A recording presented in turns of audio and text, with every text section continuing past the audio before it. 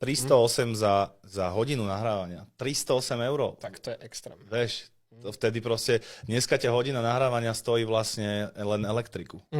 Takže musíš si kúpiť ten, akože nejaké toolsy a tieto veci. Ale zase aj to, že dneska napríklad, keď má človek že MacBook a fakt ako je crafty, tak na čistom MacBooku vie urobiť track, ale to kedysi nebola šanca, že ja si pamätám, môj otec bol muzikant a on proste nahrával akože doma, mal proste ten starý bežový CRT-čkový komp a mal tam toľko kokotín k tomu a ja mali, že nech niečo nedojebem tam, vieš. A hlavne, vieš, ak boli, že sampling sa robil tak, že vlastne sa to cez sampler dávalo na diskety. Áno, však on tam mal taký stež iba, kamo. No to len diskety, proste koľko si mal, že to boli, že steky disket proste v policiách. Stolpy. A keď niekto bol DJ, tak mal ešte k tomu platne, z ktorých sa hrávalo, lebo neexistoval traktor, alebo serator, alebo niečo, z čoho vieš hrať.